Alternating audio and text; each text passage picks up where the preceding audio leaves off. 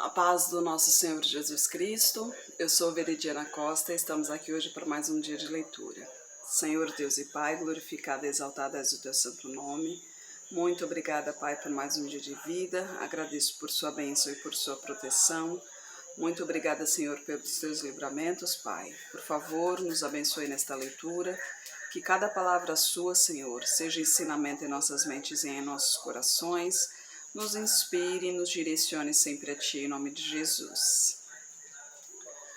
Lembrando que estamos lendo a primeira epístola de Paulo, apóstolo aos Tessalonicenses, e as epístolas, ou seja, as cartas de Paulo, são dedicadas às igrejas, Não tem muito o que explicar ali, Ele normalmente é alguma ressalva que ele faz às igrejas, algumas coisas que ele fala sobre si, e algumas vezes ele chama a atenção sobre alguns aspectos, Hoje a gente vai ver a apresentação de Timóteo a partir do capítulo 3. Por isso não podemos esperar mais, achamos por bem ficar sozinhos em Atenas e enviamos Timóteo, nosso irmão, ministro de Deus e nosso cooperador no Evangelho de Cristo, para vos confortar e vos exortar acerca da vossa fé, para que ninguém se comova por estas tribulações, porque vós mesmos sabeis que para isto fomos ordenados, pois estando ainda convosco, vos predizíamos que havíamos de ser afligidos, como sucedeu a vós, e vós o sabeis. Portanto, podendo eu também esperar mais, mandei-o saber da vossa fé, temendo que o tentador vos tentasse, e o nosso trabalho viesse a ser inútil. Vindo, porém, agora Timóteo de vós para nós, e trazendo-nos boas novas da vossa fé e caridade, e de como sempre tendes boa lembrança de nós, desejando muito ver-nos como nós também a vós, por esta razão, irmãos, ficamos consolados acerca de vós em toda a nossa aflição e necessidade pela vossa fé, porque agora vivemos se estáis firmes no Senhor, porque que ação de graças poderemos dar a Deus por vós, por todo o gozo com que nos regozijamos por vossa causa diante do nosso Deus. Lembrando que os tessalônicos, eles eram idólatras, Então, Paulo temia pelo fato de que como converter os idólatras, ao Deus vivo. E como eles foram convertidos, eles realmente se entregaram em alma e em espírito, em verdade e em espírito, e Paulo estava muito contente com isso, Então, por isso que Paulo escreveu a carta a primeira epístola, se refere bem a isso mesmo, Pela alegria de Paulo em ver a fidelidade dos tessalônicos com Jesus Cristo, E a saudade dos irmãos a partir do versículo 10. Orando abundantemente dia e noite, para que possamos ver o vosso rosto e supramos o que falta à vossa fé. Ora, o mesmo Deus e Pai e nosso Senhor Jesus Cristo encaminha a nossa viagem para vós. Se o Senhor vos aumente e faça crescer em caridade, uns para com os outros e para com todos, como também o fazemos para convosco, para confirmar os vossos corações, para que sejais irrepreensíveis em santidade diante de nosso Deus e Pai, na vinda de nosso Senhor Jesus Cristo, com todos os seus santos. E no capítulo 4, a gente vê exortações à santificação. Finalmente, irmãos, vos rogamos e exortamos no Senhor Jesus, que assim como recebestes de nós, de que maneira convém andar e agradar a Deus, assim andai para que possais progredir cada vez mais, porque vós bem sabeis que mandamentos vos tenho dado pelo Senhor Jesus, porque esta é a vontade de Deus, a vossa santificação, que vos abstenhais da fornicação, que cada um de vós saiba possuir o seu vaso em santificação e honra, não na compaixão da concupiscência, como os gentios, que não conhecem a Deus. Ninguém oprima ou engane a seu irmão em negócio algum, porque o Senhor é vingador de todas estas coisas, como também antes vô-lo dissemos e testificamos, porque não nos chamou Deus para imundícia, mas para a santificação. Portanto, quem despreza isso não despreza o homem, mas sim a Deus, que nos deu também o seu Espírito Santo. Quanto, porém, ao amor fraternal, não necessitais de que vos escreva, visto que vós mesmos estáis instruídos por Deus, que vos ameis uns aos outros, porque também já assim o fazeis para com todos os irmãos que estão por toda a Macedônia. Exortamo-vos, porém, a que ainda nisto aumenteis cada vez mais, né? Olha só aqui, né? Paulo está reconhecendo que eles já andam assim, né, amando uns aos outros, mas que isso seja mais forte ainda, né? E isso é um alerta para a gente, porque a gente está vendo tanta coisa, né? Tanta violência, tanta coisa acontecendo. Muita gente fala que política e religião não se discute. Realmente não se discute, mas se conversa, se dialoga, né? Você pode expressar sua opinião, você pode dar o seu ponto de vista, mas se você perceber que a pessoa que você está conversando ela está se exaltando, então encerre o assunto. Não tem por que continuar uma conversa se a pessoa está se exaltando, até mesmo porque você não sabe até onde pode ir a mente humana, porque cada um tem um jeito de agir, cada um tem um jeito de se expressar. E tem pessoas que têm muita maldade no coração. E quando a pessoa fica nervosa, o cérebro funciona de maneiras diferentes. E muitas pessoas falam coisas que não pensam, que muitas vezes nem lembram o que falaram. E isso é quimicamente que acontece, né? São coisas que acontecem em nosso cérebro. E aí o que acontece? Acaba ficando nervoso com aquele assunto, acaba falando o que não devia, e nisso aí os ânimos se exaltam, e olha as violências que andam acontecendo aí pelo mundo. Então, quando conversar, seja que assunto for, né? Hoje o auge nesse momento fala em política, mas eu estou falando em geral, qualquer assunto. Tem muitos assuntos que para certas pessoas são delicados. Então, ao falar sobre certo assunto, se você ver que a pessoa não está confortável com esse assunto, então minimize sobre o assunto. Aos pouquinhos vai saindo desse assunto e fale sobre outra coisa, para que a pessoa que esteja conversando com você, que ela se sinta confortável e assim possam dialogar sobre algo de interesse comum. Afinal de contas, tanta gente no mundo, com certeza tem muitas pessoas que têm interesses em comum, né? Não tem o porquê discutir, não tem o porquê de arrumar briga, de arrumar confusão. Lembra que Deus é um Deus de paz e não de ira. Eu estou aqui como uma serva do Senhor, a minha missão é proclamar o nome do Senhor, mas tem pessoas que não acreditam em Deus, né? Tem pessoas que não acreditam em Jesus Cristo, que não acreditam que ele é filho de Deus, que ele ressuscitou. Os próprios judeus na época de Paulo, né? O povo de Deus, o povo escolhido de Deus. A metade acreditava em Jesus Cristo, na sua ressurreição, mas a outra metade acreditava em Jesus Cristo, mas não acreditava na sua ressurreição.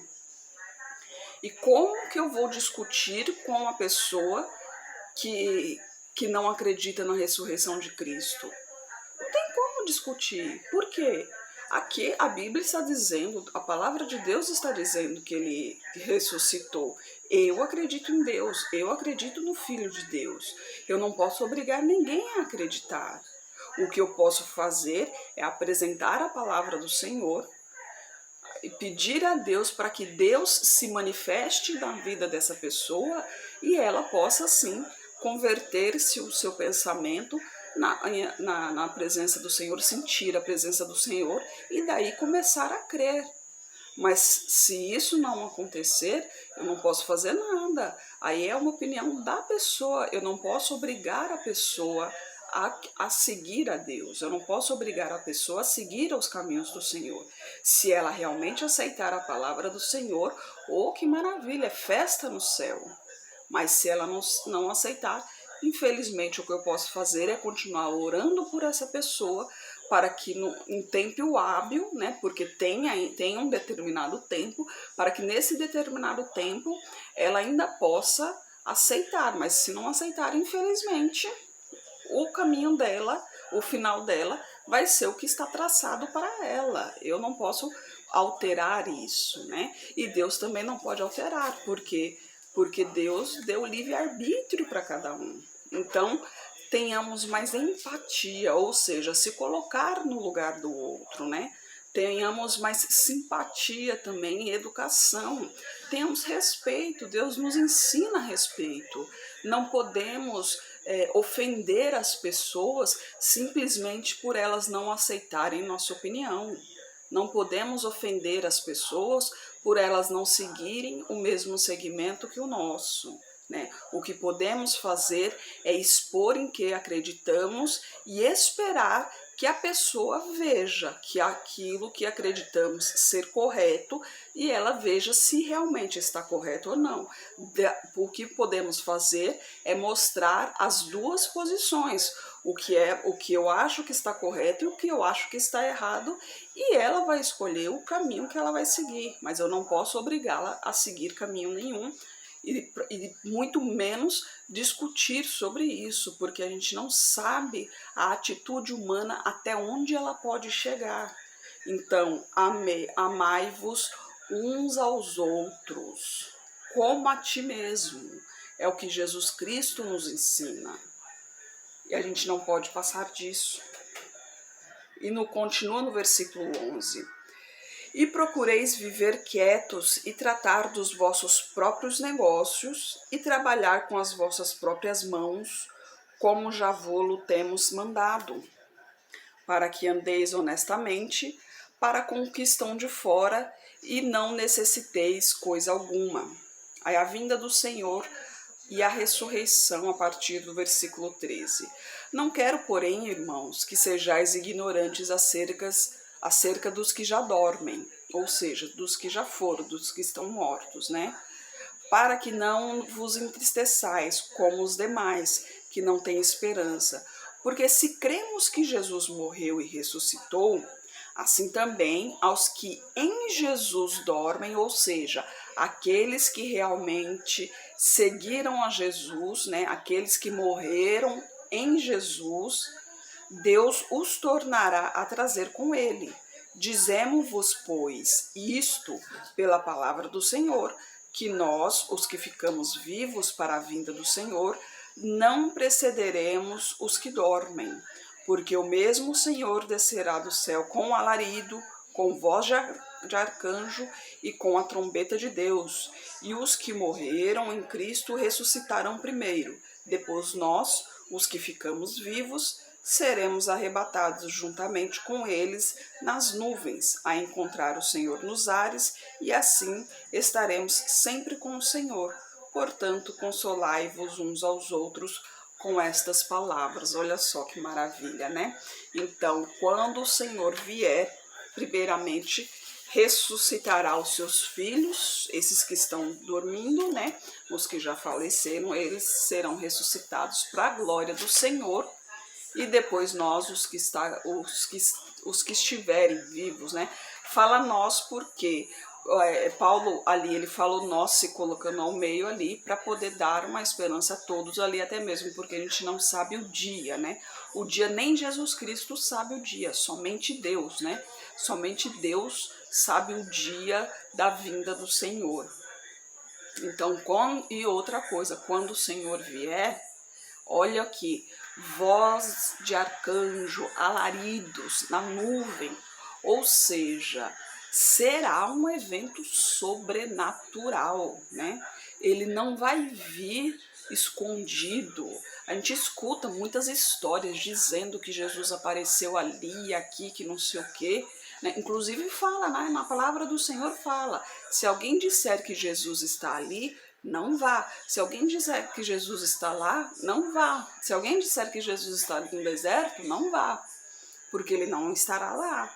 né? E a gente escuta muitas histórias, né? Pessoas dizendo que é testemunho de que Jesus apareceu e fez isso e aquilo outro. Agora imagina só, você acha mesmo que Jesus Cristo hoje ele desceria na Terra para ajudar uma pessoa? Os anjos, sim, eles estão aqui na Terra ajudando, sim.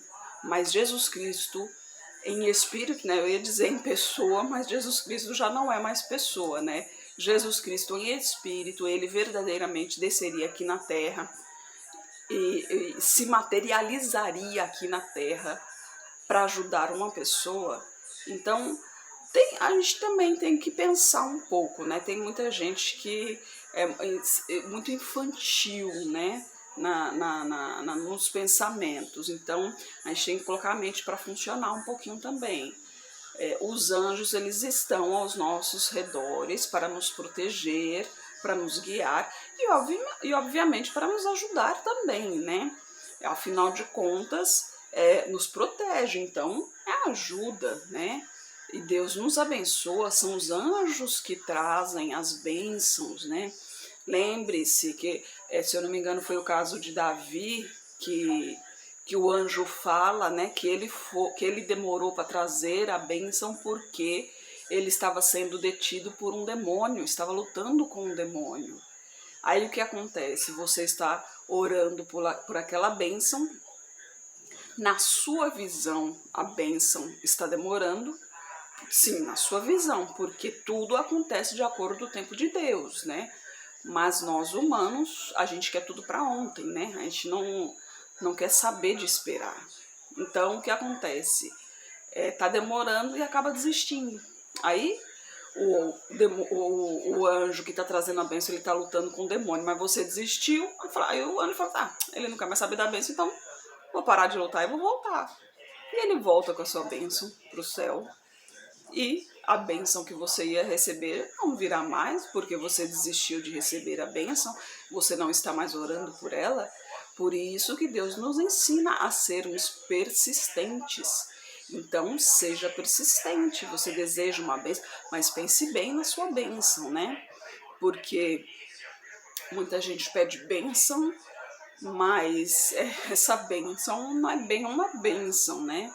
Gente, não se pede dinheiro para Deus. Deus não é banco, Deus não faz empréstimos, Deus não fabrica dinheiro.